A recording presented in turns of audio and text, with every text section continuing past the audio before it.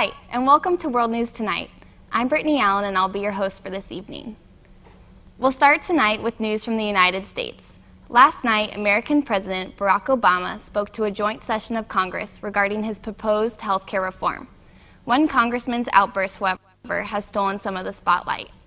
Republican Congressman Joe Wilson from South Carolina shouted, "You lie," in response to the president's statement that his reform will not cover illegal immigrants.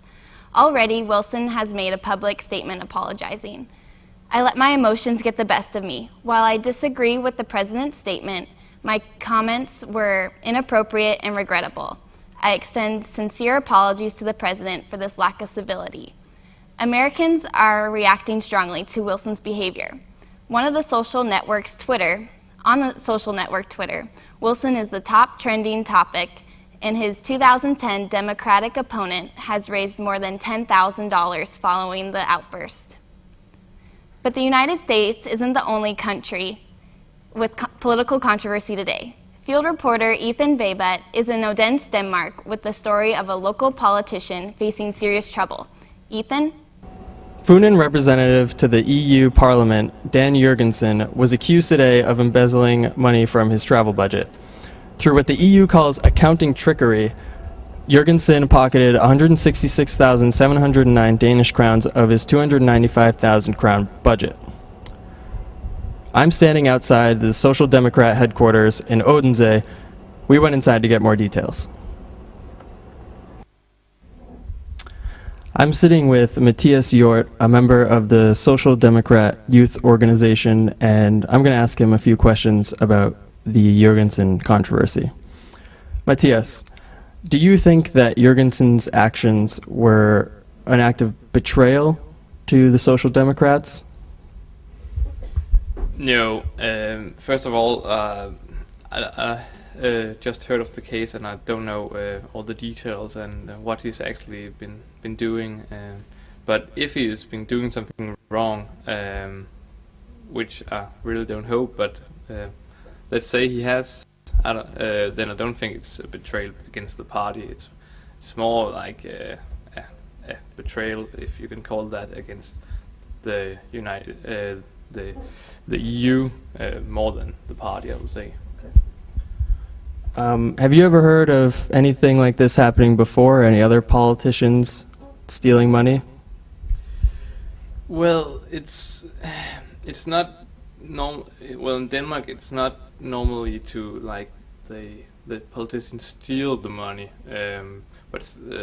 but sometimes they let the government pay for them when it actually should be that their party or themselves should be paying something. So sometimes they like send the bill to the wrong persons, but they don't normally take the money themselves. They just let other people pay sometimes.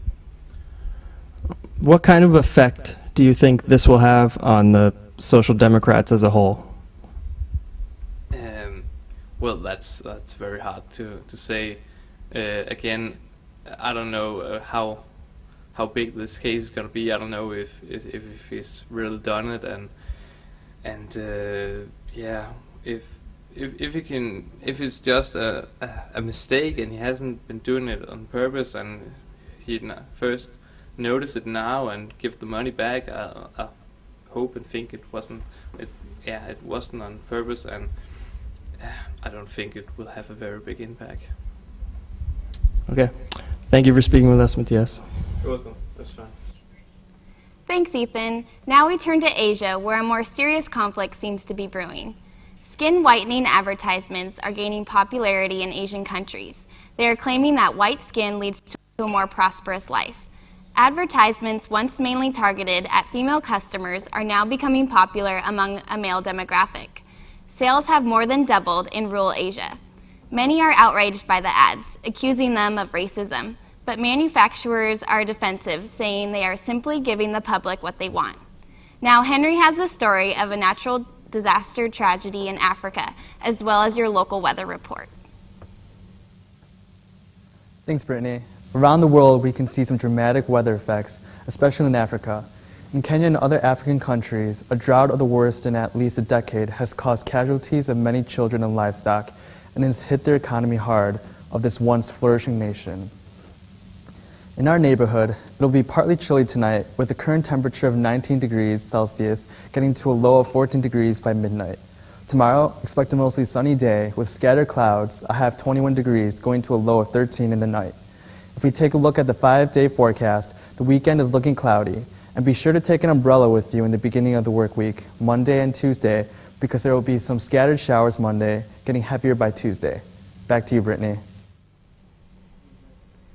Thanks, Henry. Now news for all of you American Idol fans. Popular television host Ellen DeGeneres is replacing longtime judge Paula Abdul, who abruptly left the show in August. DeGeneres will sit alongside Simon Cowell, Randy Jackson, and Cara DioGuardi, and offer her own unique perspective to the contestants throughout the competition, Fox Television said in a statement. DeGeneres will still keep her daily talk show while judging American Idol. A longtime fan of the show, she has expressed her excitement about the job and will begin her judging duties starting with the 10th season in January. But American Idol isn't the only cultural phenomenon we're seeing here at World News Tonight. Vampires have been around in legends for centuries, but recently their popularity has risen. It started with Twilight, and now the vampire craze is hitting television, movies, and the bookshelves. Today we're going to discover what's behind the recent rise in popularity of vampires in popular culture. Over to you, Angela. Thank you, Brittany. Joining me tonight is resident vampire expert Abigail Bassett. Abigail, what do you have to offer in terms of new information on this vampire craze? The reason vampires are becoming more popular is just because they're becoming more romanticized. They're now the knight in shining armor, the man that protects you, instead of the evil character in stories. And I understand you have a theory concerning witches and wizards and their recent fall from popularity to be replaced by vampires. Yeah, no, if you look in the history of popular culture, there's always a popular mythical creature of the time. A couple years back, it was witches and wizards with Harry Potter. Everyone wanted their letter from Hogwarts. Now people want Robert Pattinson to bite them in the neck. It's just what's popular now is vampires instead of witches and wizards. Now, I understand that there are some members of the public raising an outcry regarding the potential anti-feminist character of Bella from the popular Twilight series, in addition to certain characters in other series who might be a bit anti-feminist. Any thoughts on this? I think you get that in any romance. If you look at Disney, all their Disney princesses seem to be damsels in distress at one point. I think it's just the classic romance tale where the man rides in on horseback and saves the woman. And I don't think vampires are any different than any other romance these days. Thank you very much, Abigail. Back to you, Brittany. Our last story of the evening isn't simply a cultural phenomenon. It's an event that affects the entire world, the 2016 Olympics. Audrey has more on the story. Thank you, Brittany. The final decisions pending the location of the 2016 Summer Olympics will be announced on October 2nd in Copenhagen, Denmark. The cities that are competing for this amazing opportunity includes Madrid, Rio de Janeiro, Tokyo, and Chicago. Denmark has high hopes that President Obama may visit Copenhagen to support his former stomping ground of Chicago.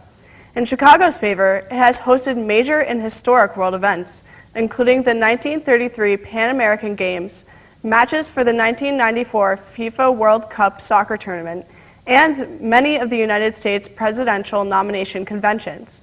We now wait in anticipation as the International Olympic Committee gathers in Copenhagen. Back to you, Brittany.